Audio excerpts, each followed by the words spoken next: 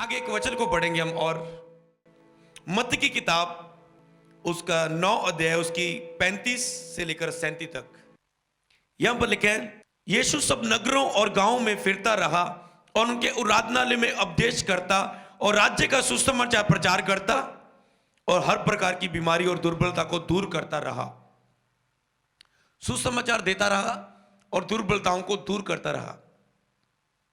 एक टाइम आपके ऊपर केवल यही रहता है कि आप गुड न्यूज सुनाते हैं, और अगर आप सुसमाचार के लिए बड़ी बुलाहट के योग्य ठहर गए तो आप केवल सुसमाचार सुनाएंगे नहीं, उनकी दुर्बलताओं को साथ साथ जाकर हील भी करते जाएंगे और आप एक हीलिंग एवेंजलिस्ट मिनिस्ट्री में खड़े हो जाएंगे एक समय। तो वो सब नहीं होंगे, उनमें से कुछ लोग होते हैं, क्योंकि सब मूल्य नहीं चुकाते, सबकी जिनमें ये बुलाहट नहीं है। प्रभु ने हर एक को अलग अलग काम के लिए चुना है। जब उसने भीड़ को देखा तो उसने लोगों पर तरस आया, क्योंकि वह उन भेड़ों के समान जिनका कोई रखवाला ना हो व्याकुल और भटके हुए थे। तरस आया जिनके पास यीशु मसीह नहीं है, परमेश्वर नहीं है, अज्ञानता से परमेश्वर को मान रहे, उन्हें पता नहीं एक यीशु मसीह है जो उनके सब हालातों को बदल सकता है। वो भटके हुए, उन पर तरस आया यीशु को। तब उसने अपने चेलों से कहा, पक्के खेत तो बहुत हैं पर मजदूर थोड़े हैं, इसलिए खेत के स्वामी से विनती करो कि वह खेत काटने के लिए मजदूर को भेज दे। प्रभु ने देखा पक्के खेत तो बहुत है, फसल पक चुकी है। इस दर्द को अगर हम समझा जाए, लोग बाइबल पढ़ते पर उसके बीच का दर्द नहीं समझ पाते कि बाइबल वो कैसे।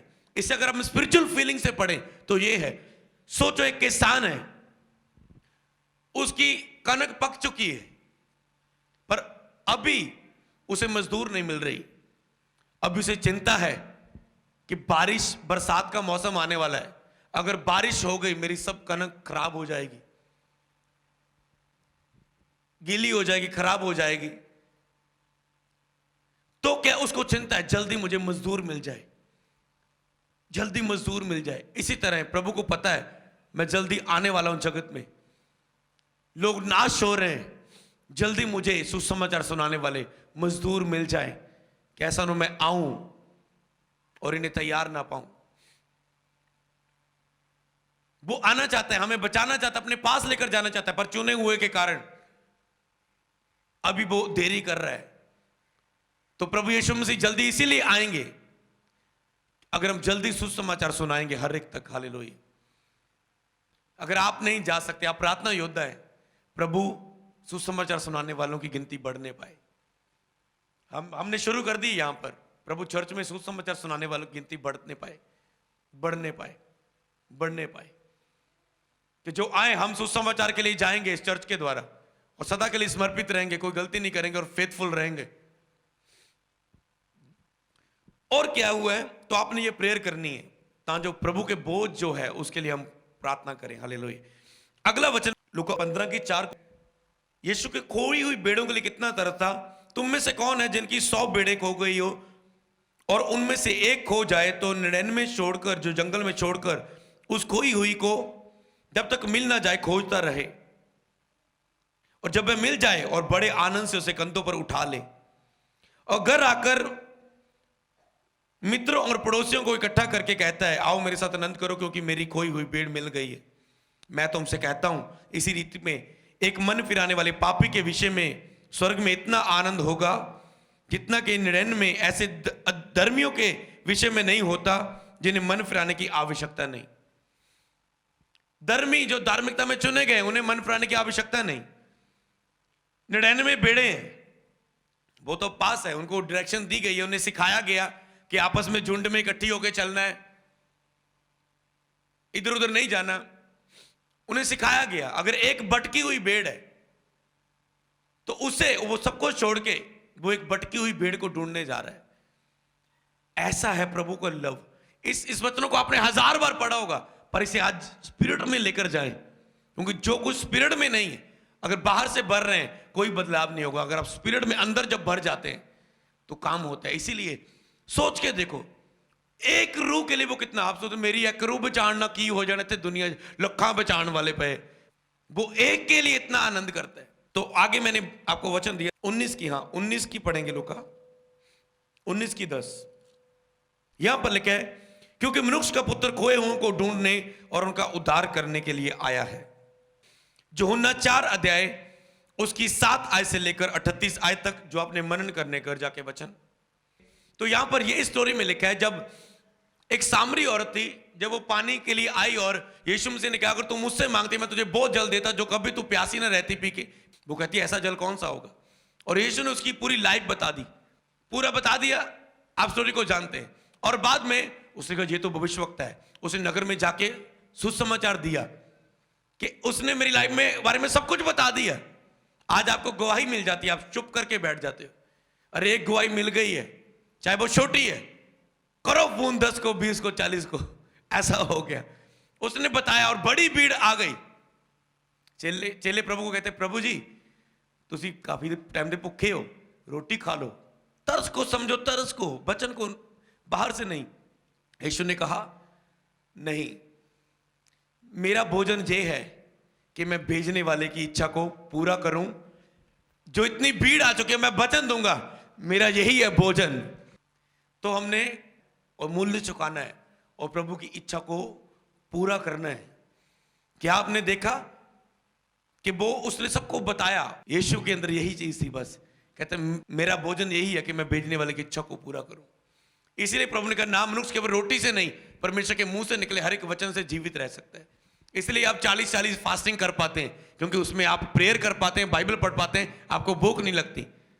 महीने में लोग एक फास्टिंग साल में एक रखते हैं, आप 40-40 रखते हो, फर्क है। हालेलुया। क्यों? क्योंकि आप प्रेयर करते हो। आप रज के खा के फास्टिंग नहीं रखते, आप खाली पेट फास्टिंग रखते हैं, रियल वाला फास्टिंग। तो इसीलिए प्रभु खोए हुए को ढूंढने के लिए आया है। इस वचन में आप ये पढ़ेंगे, प्रेरितों के काम उसका 4 अध्याय उसकी 20 आयत नोट करो। यहां पर लिखा है चेलों ने कहा जब पतरस को उनको साथियों को धमका दिया गया कि आज के बाद यीशु के नाम से कोई बात नहीं करनी। हो सकता है जब सुसमाचार के लिए जाए, आपकी फैमिली बोले, रिश्तेदार बोले, भाई बोले, बहन बोले, हस्बैंड बोले, चुप, आज से नहीं जाना तो सुसमाचार के लिए। तो उस समय 2 रास्ते आपके सामने होते हैं। मैं ये नहीं सिखाने वाला हूं कि ठीक है उनको बोलो मैं तो सुनाना ही, कर ला जो करना। उस समय आपने बुद्धि के साथ, क्योंकि एक तो आपने बाहर रूहों को बचाना है। एक बाइबल में लिखा है अगर एक स्त्री का पति प्रभु में नहीं है, वो भी वचन मैं दे दूंगा, प्रभु में नहीं है, तो वह अपने पवित्र चाल चलन के द्वारा, बाहरी श्रृंगार श्रृंगूर के द्वारा नहीं, अंदरूनी अपने पवित्र चाल चलन के द्वारा उसे प्रभु में खींच सकती है कि ये प्रभु में होकर कितनी पवित्रताई में है, कितनी भक्ति वाली है, कैसे ये पाप नहीं करते। एक दिन उसके अंदर ये बातें काम करेगी और वो प्रभु में आ जाएगा। इसीलिए वचन 2 धारी है। कई लोग जो विरोध करते हैं वो एक और लेकर करते हैं, दूसरा पहलू नहीं पता उन्हें। तो इसीलिए 2 आपको देखना है होली स्पिरिट उस समय आपको कैसे गाइड कर रहा है। इसलिए जब ऐसा समय आए, जब कोई भी मेरे सामने कोई ऐसा माहौल आता है, मुझे पता है मेरी सामर्थ्य से बाहर है, तो मैं पीछे हट जाता हूं। कोई ऐसा शब्द हो, कोई ऐसा बात हो, कोई ऐसा विरोध हो, कोई ऐसा माहौल क्रिएट हो जाए, तो मुझे पता है मैं फाइट नहीं करनी इस माहौल में, मैं इससे बाहर साइड पे हो जाऊं। और साइड पे क्यों होता हूं मैं? और उस समय मैं अपने वचनों से अपने आप को फिल्टर करता हूं। प्रभु का वचन ये लिखा है, वो लिखा, वो लिखा है, और बाद में जाके जो मैं उस समय बोलने वाला था और बाद में जाके वो मेरे अंदर नहीं रहा। इसे कहते हैं सेल्फ कंट्रोल, जुबान पर कंट्रोल, विचारों पर कंट्रोल। आपके हालात कुछ भी आए, उस समय इंस्टेंट उसी वक्त साइड पे हो जाओ और अपने आप को, जो आपके अंदर गुस्सा आया, हाइपर हुए आप किसी माहौल पर, साइड पे जाके वचनों की लिस्ट को मनन करो। प्रेम सब कुछ सह लेता है, मैं सहूंगा इसकी बात को। प्रेम बुरा नहीं मानता, मेरे अंदर मैं क्यों बुरा मनना, मैं बुरा नहीं मनूंगा। यीशु ने सब कुछ सह लिया, कैसे उन्होंने देख के असी भी सब कुछ सह लेंगे। मनन करो और आप फ्री होंगे। प्रभु कहेगा तू वचन पर चला, अब मैं तुझे आशीष दूंगा। हालेलुया। और देखो यही चीज है, उस समय आपको देखना है, उधर भी रूह बचानी है, इसको भी बचाना है। इस यहां पर आपको कौन चाहिए? बुद्धि का आत्मा। जैसे यीशु को लोग फंसाते थे, जे तुम बता टैक्स देना चाहिए नहीं देना चाहिए। कई वक्त आप ऐसे फंस जाते, ये बोला तो ही फंसे, ये बोला तो ही फंसे। प्रभु ने कहा जो कैसर का है कैसर का दो, जो परमेश्वर का है परमेश्वर को दो। बीच में बात बोल दी, उन्हें बात नहीं आई कोई।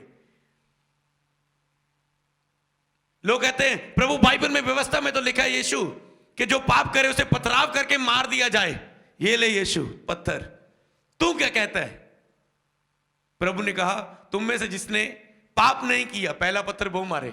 बीच की बात ये थी, सबको अपने पाप नजर आए, किसी ने पत्थर नहीं मारा उसे, क्योंकि सबने कोई ना कोई पाप किया था।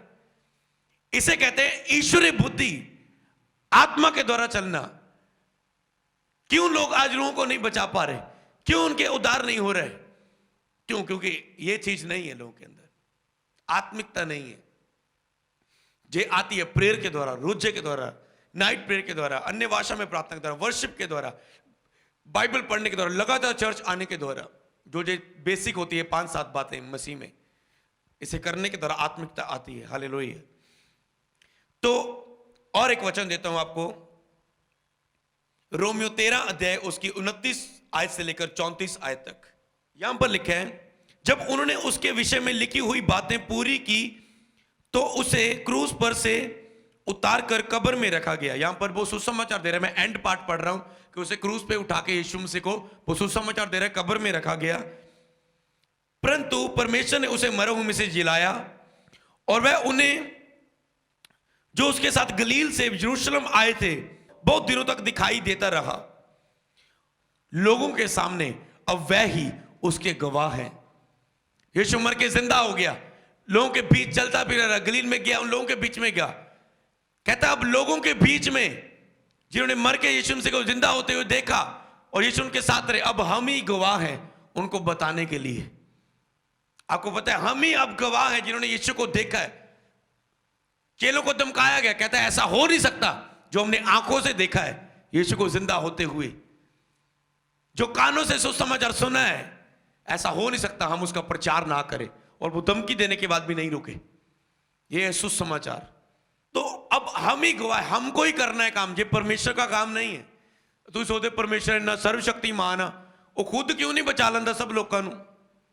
वो खुद नहीं बचाएगा। उसने पृथ्वी आपके नाम करवाई है, मेरे नाम करवाई है, हमें काम करने के लिए चुना। जब तक हम प्रार्थना नहीं करेंगे संसार में, सुसमाचार नहीं लेके जाएंगे दुनिया में, उसका काम नहीं होगा। तो दो ही काम है, प्रार्थना करना, प्रार्थना योद्धाओं के द्वारा कोई बेड़ों के लिए, और खुद सुसमाचार लेके जाना। ये हमारा काम है, परमेश्वर ने हमें दी है, जो हमारे बिना पूरा नहीं होगा। इसलिए वो समर्पित लोगों को ढूंढ रहा है जो समर्पित कर दे अपनी जिंदगी को उसकी सेवा के लिए। 2010 में यही व्यक्ति कपड़े वाले शोरूम में पोछा लगाने वाला व्यक्ति था। मैं भी बहाने लगा सकता, मेरे तो हालात नहीं साथ दे रहे प्रभु, और मैंने आपको बताया मैंने कितना सुसमाचार किया। और वही आज पोछा लगाने वाला व्यक्ति आपके सामने खड़ा है। आप समझ पा रहे हैं इस ग्रेस को? समझ पा रहे हैं ना? और अब हम देखते हैं लास्ट, मैं मसीह में सच कहता हूं, मैं झूठ नहीं बोल रहा, मेरा विवेक भी पवित्र आत्मा में गवाही देता है। कई लोग सच और झूठ का फर्क, कहता है मैं सच बोल रहा हूं झूठ नहीं बोल रहा हूं, मेरा विवेक भी पवित्र आत्मा में मेरी गवाही देता है कि मुझे बड़ा शोक और मेरा मन बड़ा उदास, मन सदा दुखता रहता है। किस चीज के लिए? हेडिंग पढ़े ऊपर वाला जो मोटा करके लिखा है, परमेश्वर और उसके चुने हुए लोग। परमेश्वर के काम के लिए और चुने हुए लोगों के लिए पौलुस के अंदर बोझ था। कहता मेरे अंदर इतना बोझ है उनके लिए, मेरा विवेक और पवित्र आत्मा मेरे विषय में गवाही देता है कि मुझे सचमुच लोगों के लिए बोझ है। हालेलुया। आपके कर्म आपके बताते हैं कि सचमुच आपको रूहों का बोझ है या नहीं। आपके कर्म साबित करेंगे। मैं आपको सच्ची बात बताऊं एक और, जब मैं चर्च में आता था, जब मैं खुद चर्च में आता था ना, अकेला, किसी को बिना सुसमाचार सुनाए चर्च में आता था, प्रभु मुझे देख रहा है, मेरा विवेक और पवित्र आत्मा गवाही देता है कि मुझे इतना मजा नहीं आता था चर्च मीटिंग अटेंड करने, क्योंकि आज मैं किसी को साथ लेकर नहीं आया। और जब मैं किसी को साथ लेकर आता था, अच्छा आज प्रभु की ये गवाहियां हो रही, आज ये प्रचार कर रहे, यस, अच्छा वो सुन रहा होगा, उसका फेथ बढ़ रहा होगा, खुद मजा आ रहा है और खुद आत्मा से भर रहे हैं। देखा आपने इस चीज को?